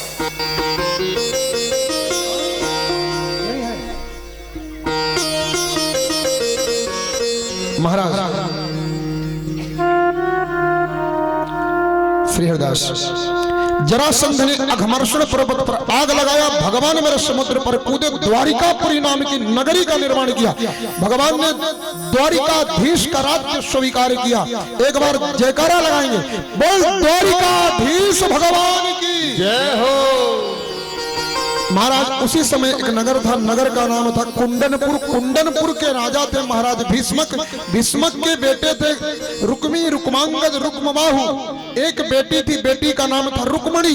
रुक्मणी जब विवाह के योग्य हुई तो भीष्मक से आदेश पा करके रुक्मांगद ने और रुक्मी ने अपनी बहन का विवाह तय किया शिशुपाल के साथ।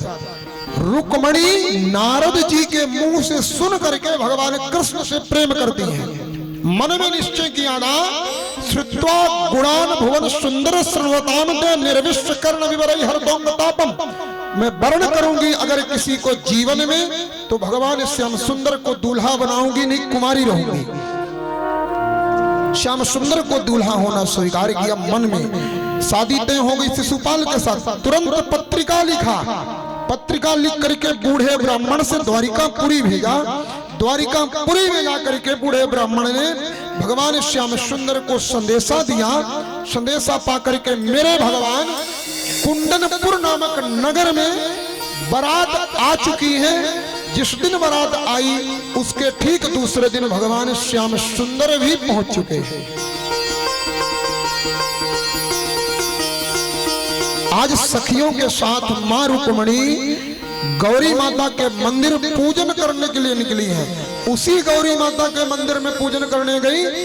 रुक्मणी जी ने जिस मंदिर का पता लिख करके पत्रिका में भेजा था कि इस मंदिर पूजन करने जाऊंगी मैं, आप वहीं से आना, वहीं से हमें लेकर के आओ। मेरी सखियां मुझे मेहंदी लगा दो,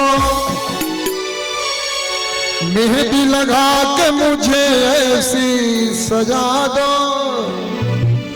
मुझे श्याम सुंदर की दुल्हन बना दो, सुंदर की दुल्हन बना दो।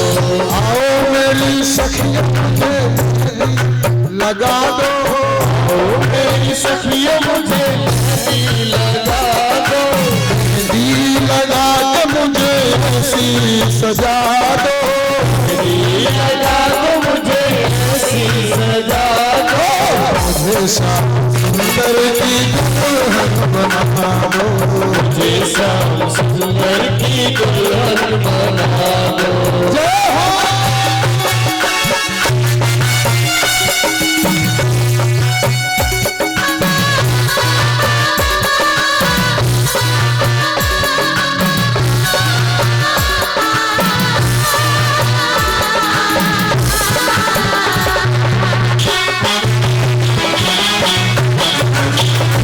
जय हो।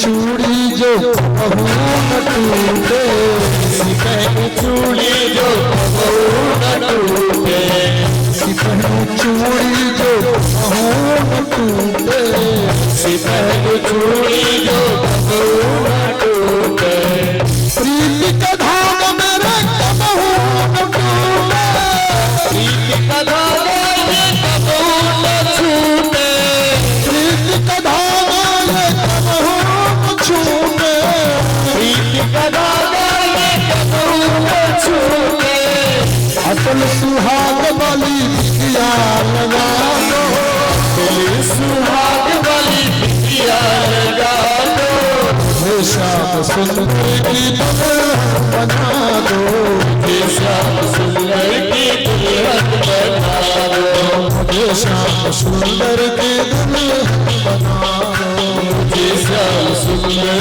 की दुल्हन बना दो।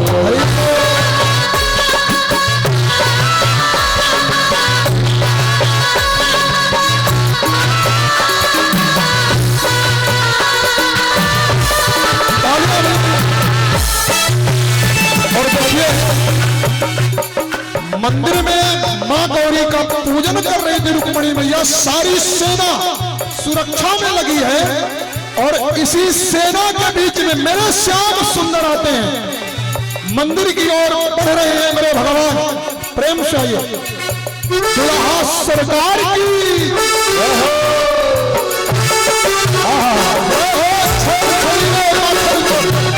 रुक्मणी जी का हाथ पकड़ा, रुक्मणी जी का हाथ पकड़ा और मंदिर से लेकर के दौड़ना शुरू किया। ले गए ले गए ले गए ले गए ले गए ले गए ले गए ले गए ले गए ले गए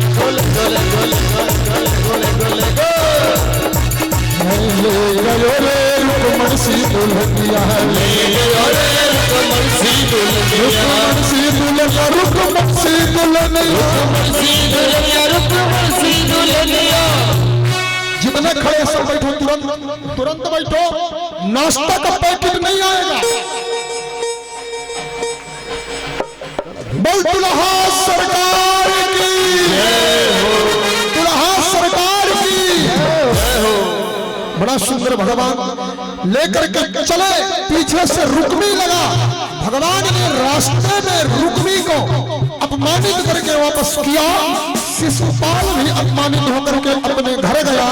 ठाकुर जी रुक्मणी जी को लेकर के द्वारिकापुरी पहुंचे और बड़ा सुंदर भगवान का सांगोपांग विवाह हुआ। भगवान के हाथ में जयमाला प्रदान किया जाए। आज सखियां पहुंचे और एक श्री किशोरी जी के हाथ में माला प्रदान किया जाए। बड़ा सुंदर वो नयन धन्य है, वो नेत्र धन्य है जो अपने नेत्रों से दुल्हा सरकार का आज दीदार कर रहे हैं आप लोग। ये बड़े सौभाग्यशाली हम लोग ठाकुर जी को आज दुल्हा के रूप में और जगत को पालन करने वाली मां जगदम्बा को दुल्हन के रूप में दर्शन कर पा रहे हैं। श्री किशोरी जी पहले ठाकुर जी के गले में जयमाला डालेंगी और हम लोग बड़ी जोर से ताली से प्रेम से भाव से बोल रुक्मणी रमण भगवान की दोनों हाथ ऊपर कर बधाई हो, बधाई हो, बधाई हो, बधाई हो। अब मेरे श्री बिहारी जी जयमाला प्रदान करेंगे। जोरदारी के साथ ताली। बोल दुल्हा सरकार की जय हो। ब्राह्मण लोग वेदोच्चार करने लगे, जय जयकार करने लगे। ओम भद्रम कर्णेभिः शृणुयाम देवा भद्रं पश्येमाक्षभिर्जनाः स्थिरैरङ्गैस्तुष्ट्वा शस्तनो मृगशेमहि देवहितं जदायुः। विराजे बड़ी सुंदर जोड़ी है।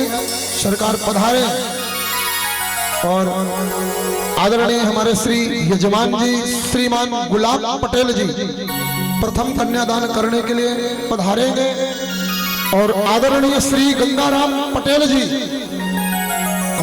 आदरणीय मैया जी के साथ में पधारे ठाकुर जी का कन्यादान करेंगे। इसके उपरांत हमारे आदरणीय श्री राव साहब विराजित हैं। आप भी अपनी मित्र मंडली के साथ पधारेंगे कन्यादान करने के लिए। आनंद में हाथ ऊपर करके बताना बोले एक बार कि जोड़ी का जवाब नहीं हो, कि जोड़ी का जवाब नहीं हो। दूल्हा बने हैं नंदलाल, जोड़ी का दूल्हा बने हैं नंदलाल की जोड़ी का जवाब नहीं। दूल्हा बने हैं नंदलाल की जोड़ी का जवाब नहीं। दूल्हा बने हैं नंदलाल की जोड़ी का जवाब नहीं।